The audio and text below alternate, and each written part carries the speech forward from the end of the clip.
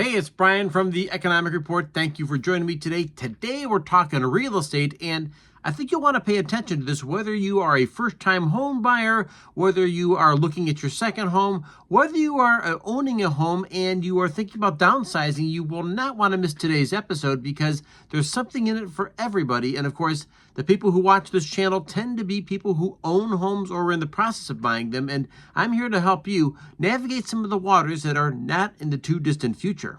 Home prices in the United States have hit an all-time high of $435,000 per home.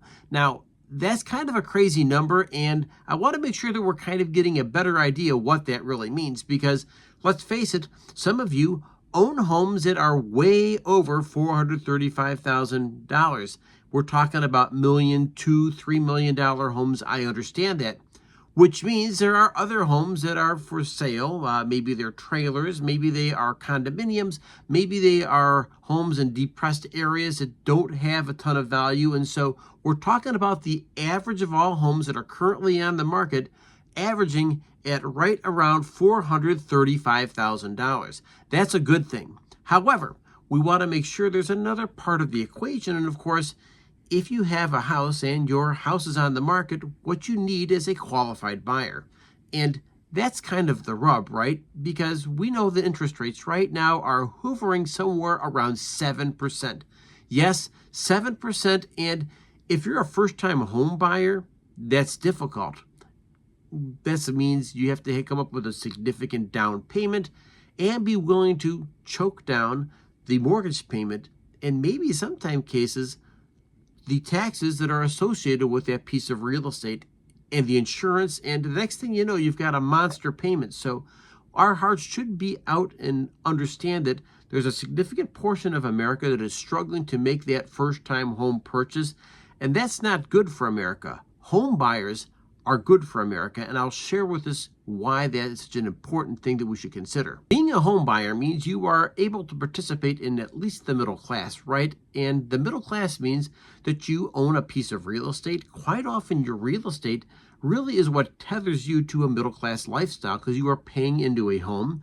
That home should be appreciating in value, and when it's all said and done, you will have a piece of real estate to show as your ownership and part of this American dream. And without that, there's no equity. And that equity really is a lifeline for your future, right? Yes, your future self. The fact is, with real estate, you have that extra money that has built up, and it's going to allow you to either buy up to a better home or buy down to a smaller home, depending on what you need. And that's really a powerful, powerful tool. But as I walk around the neighborhood, I'm noticing more and more that I'm seeing homes sit on the market a little bit longer. Like at one point in time, like last year, the year before, as soon as a house was listed, bam, it sold. It might have had 20, 30 showings in one day. And quite often those homes turned into bidding wars. Yes, I know it sounds crazy, but you have 4 or 5 people bidding on that home. And that was happening in my neighborhood. And maybe the same thing was happening in yours. But let's hit the fast forward button a year, and now we're seeing homes sit there a little bit longer, right? Yes, still asking top dollar, but the average day home is sitting on the housing market for about 53 days. And I want to make sure that I emphasize that all over again, because the longer it sits, well, the more likely you are to find a buyer who might want to negotiate a little bit.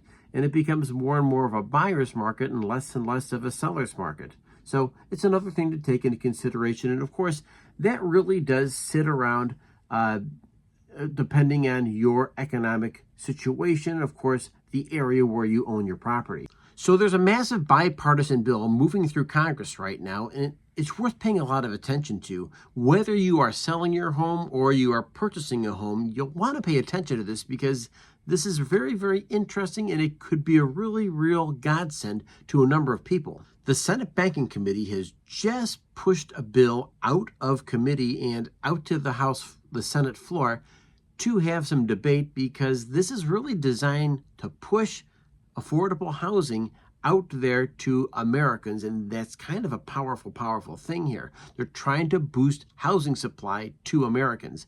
Now, the devils are always in the details. What are the details of this bill? So you may ask yourself the question, what is happening with this housing bill that has just passed out of the Senate Banking Committee and now hitting Congress?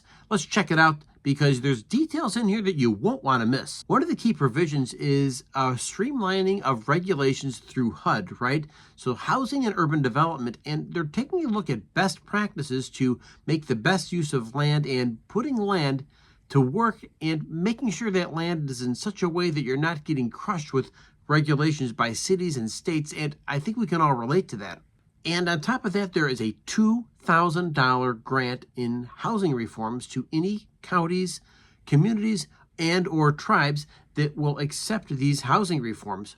This is also a huge, huge benefit to local government. And what's always interesting, particularly for first-time home buyers, is FHA, that's Federal Housing Authority.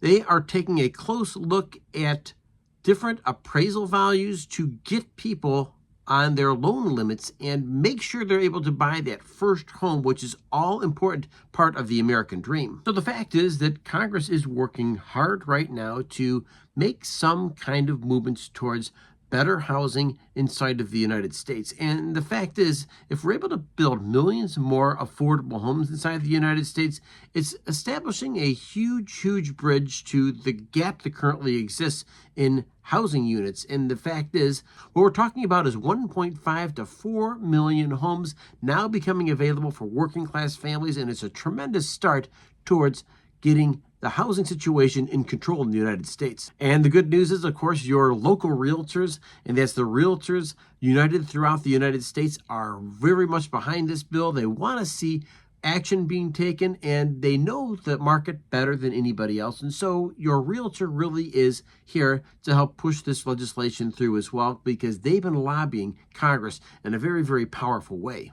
Because as the U.S.-Canada August 1st trade deadline rapidly approaches, there's going to be additional anxiety over housing supplies. Canada, rich in raw materials, rich in lumber, and of course, we have cement, we have all different types of things that are necessary for the structure and creation of homes here. And so we're going to make sure that we're doing things that make sense, things that support the American people, and I think very workable solutions for these tariffs that are looming here that both Carney and Trump will take care of. Thank you for joining me at the Economic Report. A like and a subscribe is always appreciated. These are free, takes time and energy, and I'm able to put these things together, and my only ask is that you like and subscribe to this channel so YouTube can continue to reward us and this channel with more good videos delivered right to your inbox. Remember, folks, the biggest battle you fight is the one between your ears. Stay healthy, stay safe, and make the most of your precious time and energy. Have a great day.